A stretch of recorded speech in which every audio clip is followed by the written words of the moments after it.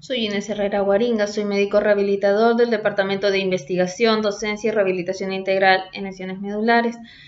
Vamos a hablar acerca del manejo de las úlceras por presión. Este es el temario.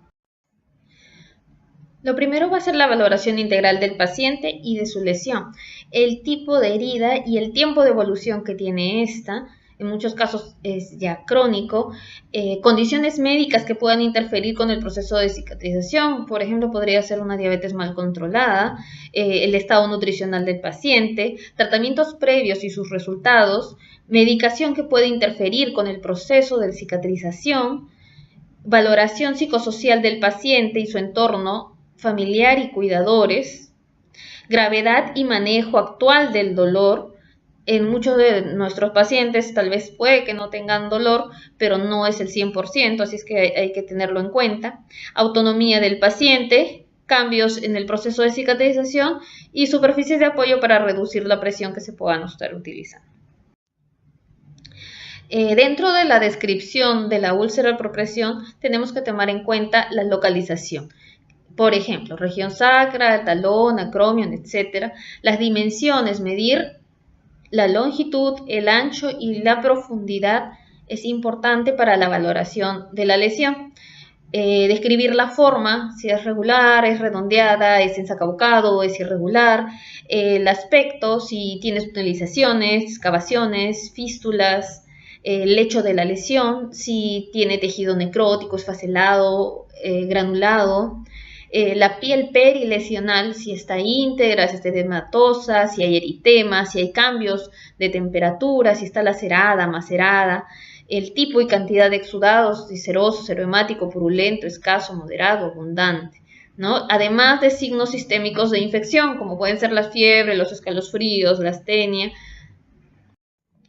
Tenemos múltiples escalas para valorar la cicatrización, de las cuales yo rescataría la escala de Push, que en inglés es Pressure Ulcer Scale for Healing. Fue creada por el Panel Americano de Úlceras por Presión y su uso es recomendado por el Grupo Nacional para el Estudio y Asesoramiento de las Úlceras por Presión. Esta incorpora 3 características de las lesiones: la superficie, el exudado y el tipo de tejido. Entonces, medimos con una regla la longitud por la anchura y hacemos esta multiplicación. Esto nos va a dar un resultado en centímetros cuadrados, el cual va en un puntaje del 1 al 10. La cantidad de exudado que se va a dar como ninguno, ligero, moderado y abundante. Se debe evaluar posterior al retiro del apósito y antes de aplicar cualquier ungüento o agente tópico. El tipo de tejido tenemos cerrado, tejido epitelial, tejido de granulaciones, facelos y tejido necrótico. Si es que en el lecho de la herida hubiera presente algún tejido necrótico, se valorará como tejido necrótico. Si hay algún esfacelo, como esfacelo, y así sucesivamente. Se pueden obtener valores que van desde 0, que indicaría la cicatrización total de la lesión, hasta 17, que sería el peor estadio de la lesión. A medida que la lesión se vaya cicatrizando, el valor obtenido de la escala será menor. Entonces se puede ir colocando la fecha y la puntuación que está obteniéndose en esta escala y así lograr un seguimiento más adecuado del paciente. Se sugiere además el registro fotográfico para seguimiento, que se puede hacer tanto desde un celular como desde una cámara fotográfica. Se puede utilizar además múltiples apps que están diseñadas para el registro y seguimiento de úlceras por presión. Tenemos el concepto TIME, que nos va a proporcionar un marco para el enfoque estructurado y la preparación del lecho de la herida. TIME es un acrónimo que nos va a facilitar las decisiones, entre ellas la elección del material más adecuado para eliminar diferentes barreras o dificultades en las que nos encontramos con la herida durante todo el proceso de cicatrización, propuesto como un sistema dinámico. Entonces, primero tenemos la letra T, que significa tissue o tejido. Entonces, el control del tejido no viable.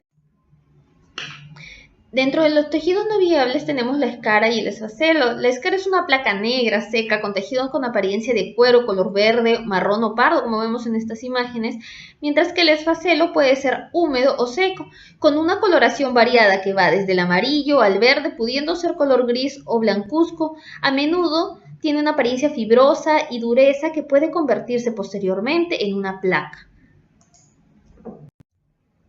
Los objetivos del desbridamiento, ¿no? Ya que lo que vamos a hacer es desbridar este tejido no viable. Hay que eliminar el tejido necrótico reduciendo la biocargo y por tanto el riesgo de infección, ayudar a visibilizar el lecho de la herida y valorar la severidad de la lesión, facilitar la curación, acelerando las fases proliferativas y de remodelado tisular, reducir la producción del exudado y detener la pérdida de proteínas a través del drenaje, facilitar y propiciar el flujo sanguíneo en el lecho de la herida.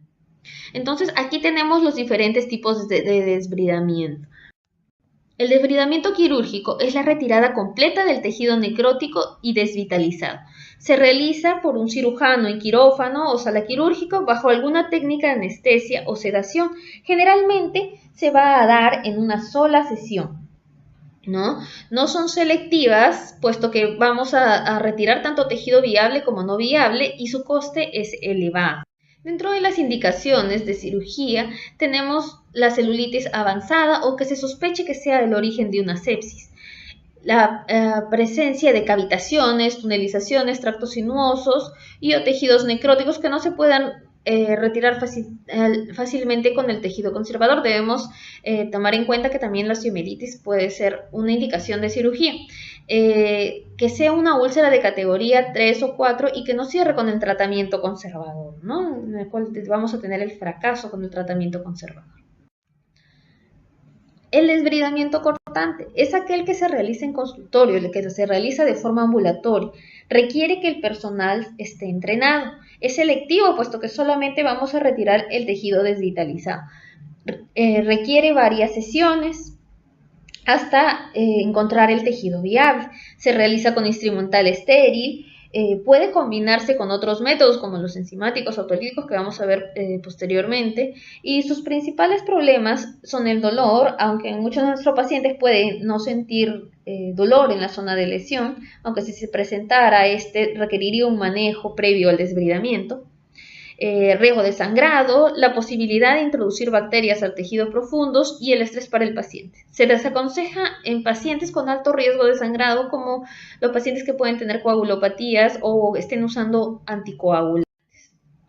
El desbridamiento enzimático. Este sistema está basado en la aplicación local de enzimas exógenas, como pueden ser la collagenasa, la estreptomicina, la papaína, urea, etc. Estas funcionan de manera sinérgica con las enzimas endógenas, degradando la fibrina y el colágeno desnaturalizado y la elastina. La destrucción de leucocitos dentro del proceso de cicatrización produce una liberación natural de enzimas proteolíticas o proteasas que va a ayudar a la separación del tejido necrótico. Este es un método selectivo que actúa en un menor tiempo que otros métodos autolíticos y mayor que el cortante, siendo combinable también con otros métodos.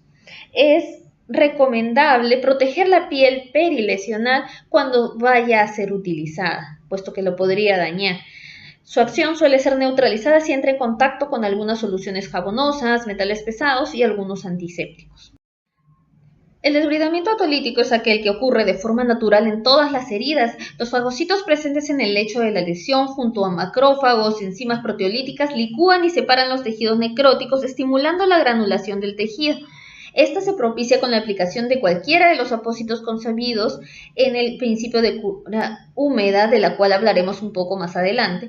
Puede usarse en combinación con debridamiento cortante y enzimático. Es el método más selectivo, traumático y no doloroso, generalmente bien aceptado por el paciente y no requiere habilidades clínicas especiales.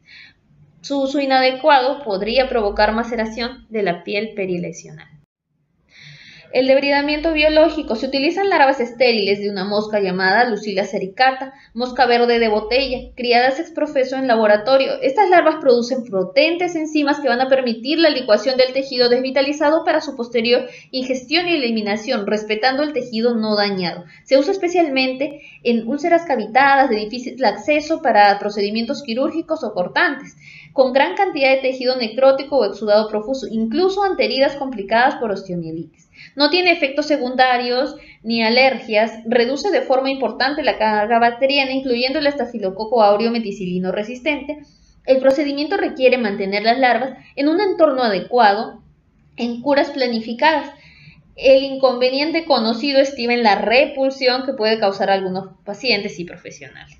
El debridamiento osmótico se consigue a través del intercambio de fluidos de distinta densidad mediante la aplicación de soluciones hiperosmolares o de apósitos de poliacrilato activados con soluciones hiperosmolares. Es un método selectivo, aunque su principal inconveniente es que requiere los cambios de apósito cada 12 a 24 horas. Dentro de ellos tenemos lo que es el uso de la miel medicinal, que va a tener un debridamiento autolítico bastante rápido, va a tener actividad antiinflamatoria y también actividad bactericida a través de la glucosa oxidasa. Tenemos lo que son los apósitos de poliacrilato, que tienen una capacidad de absorción bastante elevada, y los dexantómeros, dentro de ellos los cadexómeros, que son partículas hidrofílicas que van a aplicarse con el hecho de absorber el exudado abundante, ¿no? Dentro de ellos destaca el cadexómero iodado, que permite un debridamiento osmótico y autolítico con una gestión de exudado y controla además la infección por el contenido de yodo que tiene de liberación mantenida. El debridamiento mecánico es un conjunto de diferentes técnicas traumáticas no selectivas que eliminan los restos de herida utilizando la abrasión mecánica, contraindicada en la presencia de tejido de granulación en mayor cantidad que el tejido desvitalizado y pacientes que tengan incapacidad para controlar el dolor, pacientes con circulación deficiente o una escara intacta sin evidencia clínica de una infección subyacente. Dentro de ellas tenemos lo más conocido es el apósito de húmedo seco, que son apósitos humedecidos generalmente con suero salino, en los cuales se dejan secar adhiriéndose tejidos viables y no viables, induciendo la separación mecánica. Es potencialmente lesiva para el tejido de granulación, especialmente para el frágil neoepitelio, ¿no? Tenemos el debridamiento hidrotensivo, que se usa un apósito con fibras con capacidad de arrastre, irrigadas con soluciones de limpieza, en las cuales se debe friccionar de forma circular en la lesión para arrastrar los tejidos, ¿no? También debridamientos por hidroterapia, como el baño de remolino Whirlpool o terapia de hidromasajes. Hay también debridamientos de ultrasonido de baja frecuencia a través de microcorrientes, que estos sí son efectivos y tienen efectos de cavitación que emulsionan las membranas de las células circundantes. No suele ser doloroso y tiene un menor costo que un debridamiento quirúrgico. Siguiendo con el esquema TIME, el siguiente punto a tratar sería la I de infección o control de la infección. Al hablar de infección vamos a hablar sobre lo que es el biofilm. Este es un ecosistema microbiano organizado y conformado por una o varias especies de microorganismos asociados a una superficie viva o inerte con características funcionales y estructurales complejas. Esto va a estar presente en el 60% de las úlceras crónicas y solo en el 6% de las úlceras agudas. Entonces tenemos una bacteria planctónica que se va a unir a una superficie. Esta adhesión es reversible, ¿no? El segundo paso es la adhesión irreversible, en la cual esta bacteria planctónica va a comenzar a producir una matriz extracelular de protección en una monocapa bacteriana. En la proliferación celular se da una microcolonia que da lugar a una multicapa. En la maduración tenemos que una vez conformada la matriz se va a favorecer el crecimiento bacteriano y la comunicación de célula a célula, esta última conocida como quorum sessile. Los biofilms crecen de forma tridimensional dando una forma de hongo, ¿no? Y la última parte es la dispersión. Entonces en este último paso las células de biofilm maduro van a empezar a desunirse y van a dispersarse nuevamente por el ambiente como células planctónicas y comienzan un nuevo ciclo. En el desarrollo de la infección tenemos diferentes estadios. El primero es la contaminación, que es la presencia transitoria de microorganismos en la superficie de una úlcera que no proliferan. Entonces no hay adherencia bacteriana ni replicación. No tiene transducción clínica y por lo tanto la úlcera puede cicatrizar sin dificultad. El segundo término es la colonización. Hay una multiplicación activa de las bacterias sin evidencia clínica de infección ni alteración de la cicatrización. Las bacterias se multiplican y se adhieren a la superficie de la úlcera, pero no van a interferir con la granulación ni generan daño tisular. La colonización crítica se presenta en aquella situación en la cual la carga bacteriana determinada puede originar problemas en ausencia de indicadores evidentes de inflamación. Este estado de infección oculta o encubierta, según algunos autores, se corresponde con el término de colonización crítica, siendo imprescindible implementar intervenciones necesarias para prevenir el deterioro y facilitar la curación de la herida. Entonces, a nivel de esta fase ya tenemos que actuar, ¿no? El uso de antimicrobianos. La infección localizada, hay una proliferación bacteriana, los mecanismos de granulación de la úlcera se enlentecen y hay daño tisular local con respuesta inflamatoria. El proceso local puede extenderse en profundidad y superficie con mayor componente de flogosis y un compromiso regional puede producirse celulitis, abscesos, fascitis o osteomielitis, ¿no? La infección sistémica, esta se va a dar ya un incremento bacteriano mucho mayor. Los signos sistémicos de infección, tenemos diferentes fases. Uno que va a ser la bacteremia, que es el pasaje de las bacterias al corriente sanguíneo a partir de un foco séptico primario. La sepsis, que es una infección documentada, hipotermia, hipertermia, más taquicardia, taquipnia o leucocitosis o leucopenia. Y la sepsis severa, que es una sepsis más una disfunción orgánica múltiple. Como vemos aquí, el biofilm va a actuar en donde tenemos más el uso de antimicrobianos, ¿no? Cuando comienza a afectarse ya la cicatrización, tenemos que actuar y usar antimicrobianos.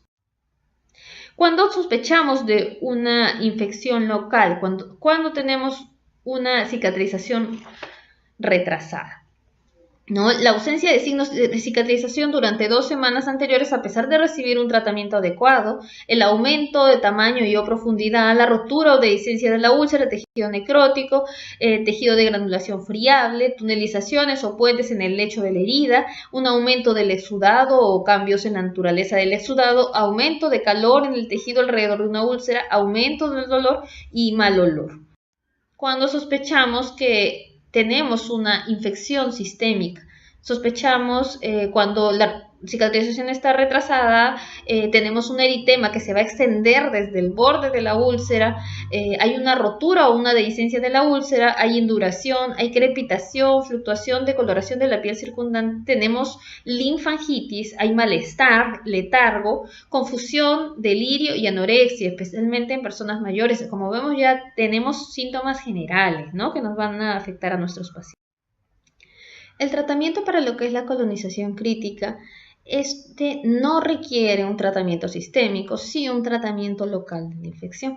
Podemos usar desde la limpieza con solución fisiológica o solución de polihexamida biguanida, más conocida comercialmente con el nombre de Prontosan, que son soluciones que deben permanecer por un tiempo aproximado de 10 a 15 minutos en el lecho de la herida y no deben mezclarse con otro tipo de apósitos como pueden ser apósitos con plata o soluciones con plata, u otro tipo de limpiadores, puesto que van a interferir con el mecanismo antibacteriano que tiene esta solución, ¿no? Tenemos también lo que es el debridamiento, que puede ser quirúrgico, enzimático, cortante. Eso nos va a favorecer la disminución de la carga bacteriana, como ya hemos conversado en la parte de desbridamiento. Podemos usar la cura húmeda. Se recomienda cuando pensamos en una colonización crítica o una infección, el uso de apósitos con plata, ¿no?, como vemos en esta imagen, una envoltura G.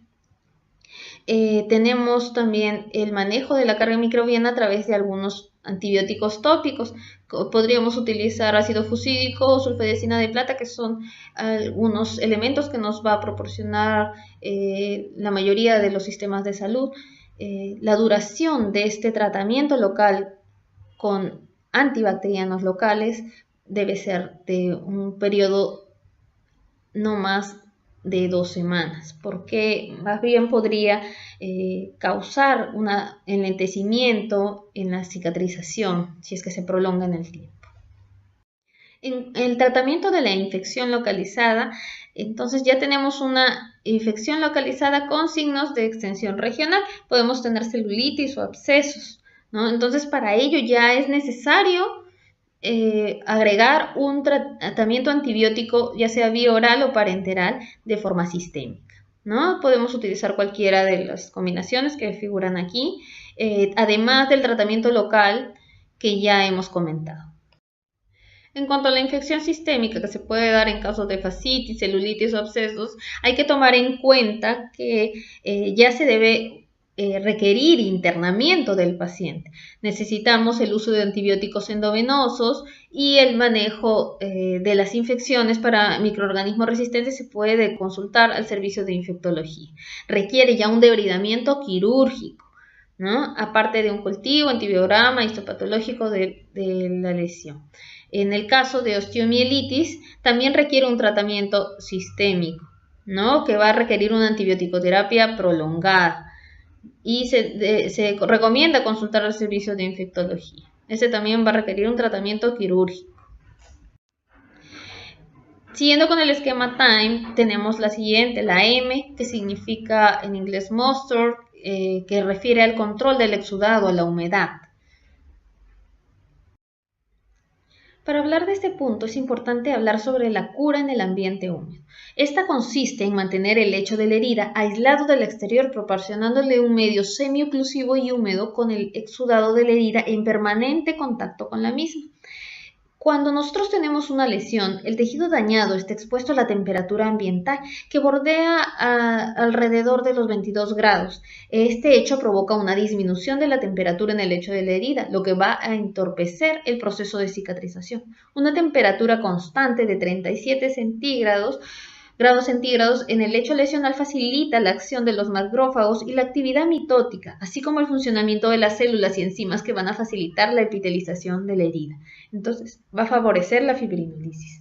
Cuando procedemos a limpiar una herida, la temperatura del lecho lesional puede descender desde los 37 hasta los 22 a 24 grados centígrados, con lo que además de inhibir la actuación de muchos elementos implicados en este proceso, se produce una vasoconstricción y el aporte endógeno de oxígeno y nutrientes disminuye. Por eso la recomendación actual es cubrir las heridas con un apósito en cura en ambiente húmedo con el fin de aislarlas de la temperatura ambiental y reducir los cambios de apósito, ya que estos favorecen la disminución de la temperatura de la herida e incluso favorecen la contaminación de la misma. Entonces, la cura en el ambiente húmedo, tenemos un aumento en el aporte de nutrientes y oxígeno por vía endógena mediante la angiogénesis, el mantenimiento del exudado rico en factores de crecimiento en contacto con el lecho, el control del exudado con una consiguiente protección de la piel perilesional, la disminución del riesgo de infección porque va a ir como un efecto barrera, ¿no? Va a cubrir la herida, la disminución de la frecuencia de escuraciones con una menor manipulación de la herida, la disminución del dolor y mayor autonomía de nuestros pacientes. La selección del apósito más apropiado va a ir según los objetivos y las habilidades de autocuidado del individuo o de su cuidador, ¿no? Hay que ver la realidad de cada paciente o de sus cuidadores. Hay que evaluar el diámetro, la forma y la profundidad de la lesión, la necesidad de verdad la carga bacteriana, la humedad en el lecho de la herida, la naturaleza, color y exudado de la herida, el estado del tejido en el lecho de la herida, el estado de la piel perilesional y la presencia de tunelizaciones, cavitaciones y el dolor. Los fibropoliuretanos son apósitos semipermeables ya que son permeables a los gases como el oxígeno y dióxido de carbono o al vapor de agua, pero son impermeables a las bacterias y al agua. Son transparentes y adhesivos, pero no son absorbentes. Estos están indicados en las úlceras por presión de estadio 1. También se utilizan como apósitos secundarios para sellar a otros apósitos tópicos y sistemas de tratamiento complementario como puede ser el uso de plasmático en plaquetas, terapia de presión negativa, etc. Los apósitos de poliuretano son productos con estructura de espuma, también denominados forms, con alta absorción de exudado, condicionado por su composición y los polímeros absorbentes y extraabsorbentes que lo conforman. Requieren un apósito secundario, como vemos en esta imagen, está utilizando, por ejemplo, un apósito de silicona, podría usar un apósito de hidrocoloide como apósito secundario también, o un film de poliuretano. No es recomendable cortar los apósitos salvo que el fabricante indique expresamente que eso es posible, ya que en muchos casos contienen una estructura compuesta y al cortarlo van a perder sus propiedades. Se indica en lesiones o categoría o estadio 2 o superior con un exudado abundante o moderado. Y también se utiliza como un dispositivo local para el alivio de presión en personas con riesgo de lesiones por presión y fricción, como vemos aquí. Los apósitos hidrocoloides contienen una matriz a base de carboximetilcelulosa y sustancias elastoméricas adhesivas fijadas a una base de polímero. Al entrar en contacto con el exudado de la herida, el hidrocoloide va a absorber el líquido y se va a licuar, generando así un medio húmedo que va a favorecer la cicatrización de las heridas. Va a estimular la granulación y epitelización de las lesiones. Está indicado en lesiones de categoría estadio 2 no infectadas, con un exudado escaso o que puede ser hasta moderado. Su utilización en heridas muy exudativas puede provocar la maceración de la piel perilesional. Entonces, como vemos en esta imagen, hay diferentes tipos de presentaciones de estos apósitos. Con formas distintas, con combinaciones diferentes. Cuando nosotros colocamos, por ejemplo, este es un hidrocoloide bastante delgado, nos permite ver incluso el lecho de la lesión. Hay algunos que pueden ser más gruesos y no nos van a permitir la visibilidad. Pero cuando este hidrocoloide ya esté listo para su cambio, se va a formar esta pequeña burbuja.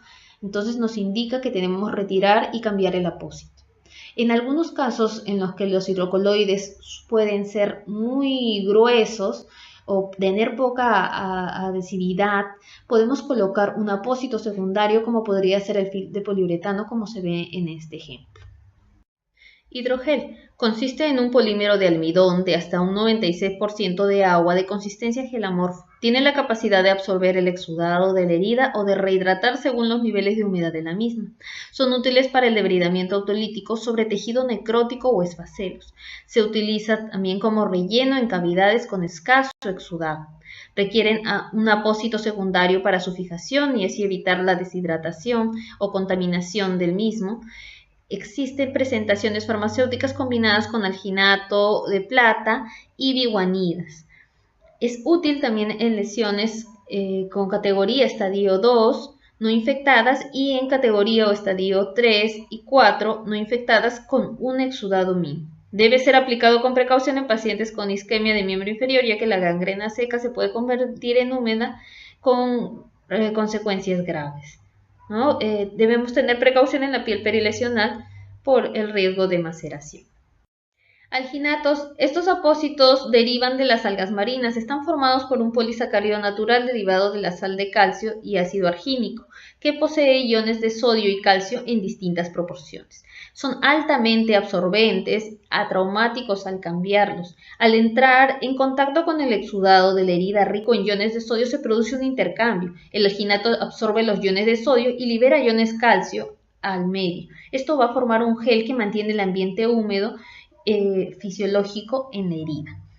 No se debe usar en heridas secas, dado que requiere que haya un exudado para que pueda actuar adecuadamente.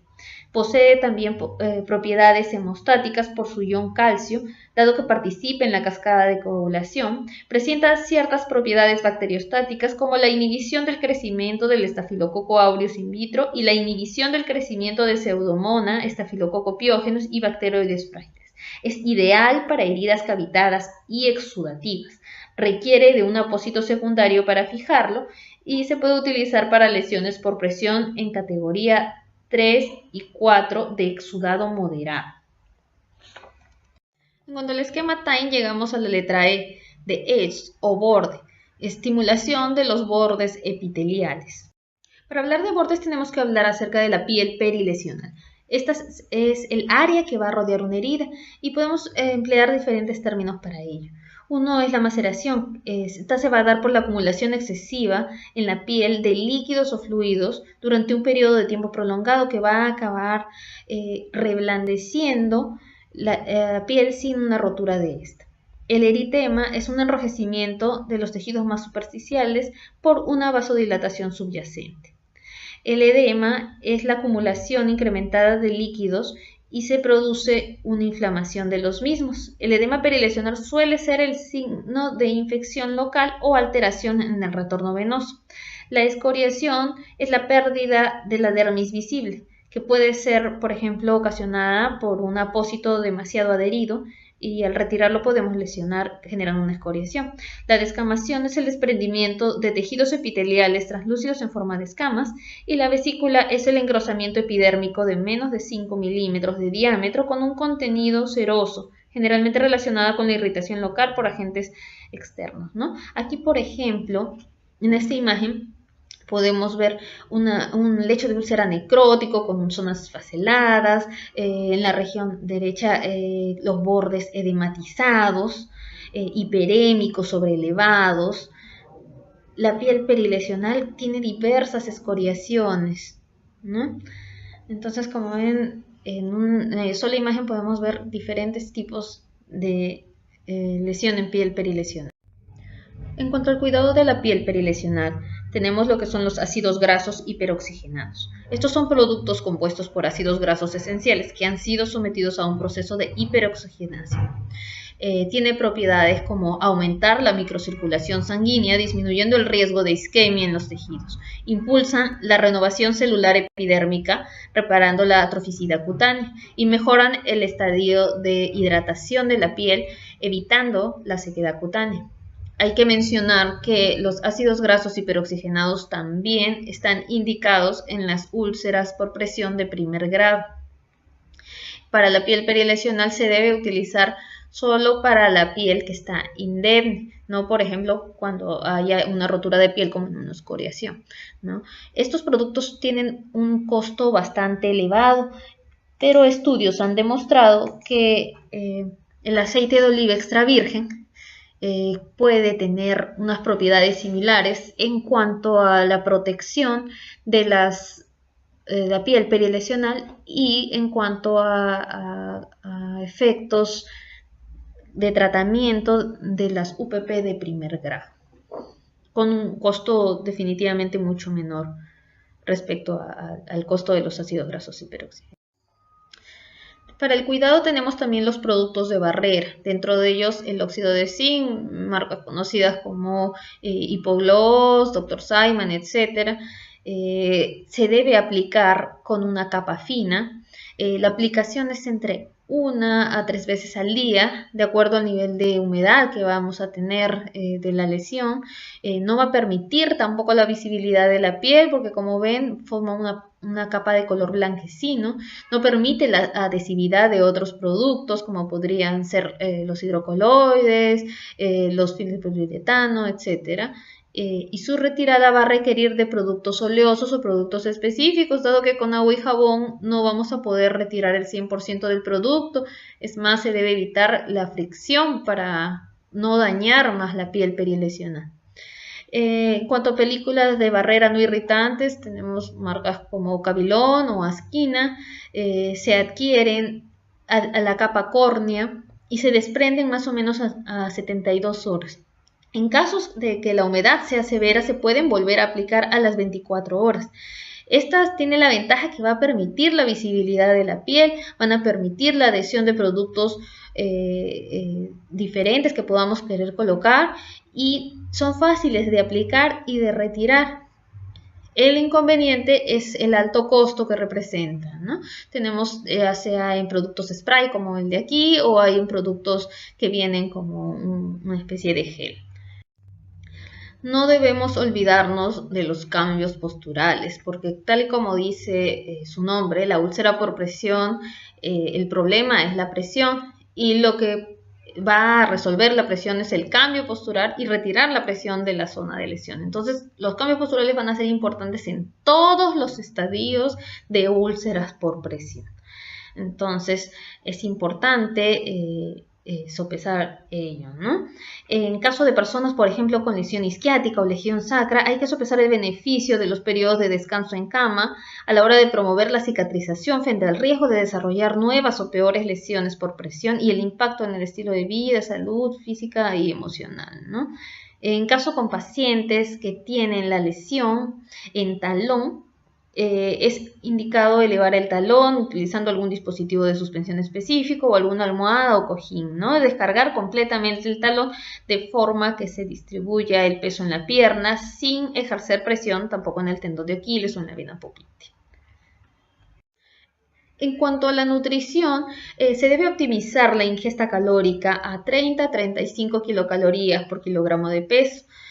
Adaptar la ingesta de proteínas en lesiones por presión de primer a segundo grado, se recomienda entre 1.2 a 1.5 gramos de proteínas por kilogramo de peso día y en lesiones de grado 3 o 4 entre 1.5 a 2 gramos de proteína por kilo día. Los suplementos alimenticios con alto contenido calórico y proteico en pacientes con lesiones por presión que estén desnutridos o que no se puedan cubrir las necesidades con una ingesta alimentaria normal, hay que sopesarlo bien, puesto que estos demandan un costo adicional para el paciente. Respecto a vitamina A, se recomienda entre 10.000 a 50.000 unidades internacionales por día vía oral entre 10 a 14 días. Vitamina C también se recomienda en estadio 1 o 2 entre 100 a 200 miligramos por día, y en las úlceras por presión de estadio 3 a 4 entre 1 y 2 gramos al día. En pacientes con insuficiencia renal se debe ajustar la dosis a 60 a 100 miligramos día para disminuir el riesgo de formación de cálculos. El zinc también es importante en cualquier estadio de úlcera por presión. Si tenemos sospecha de deficiencia de zinc, se recomienda una dosis suplementaria de 220 miligramos día durante 10 a 14 días. Es importante también una hidratación adecuada. Para la cicatrización se recomienda entre 30 a 35 mililitros por kilo o 1500 mililitros al día, ¿no? Hay que tener en cuenta que hay una pérdida de líquidos de acuerdo a la cantidad de exudado que pueda tener, igualmente con el tema proteico. Agentes biofísicos en úlceras por presión. Se puede administrar la estimulación eléctrica por corriente en pulsos para promover la cicatrización de lesiones por presión de categoría 2 recalcitrantes o en estadios 3 o 4. Considerar el uso de terapia de ultrasonido de alta frecuencia de 1 MHz como tratamiento complementario para promover la cicatrización en úlceras de categoría 3 o 4.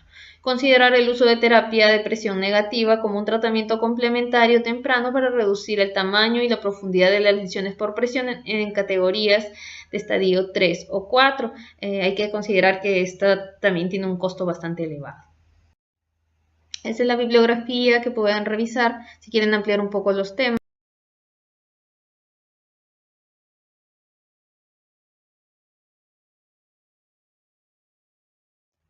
Gracias por su atención.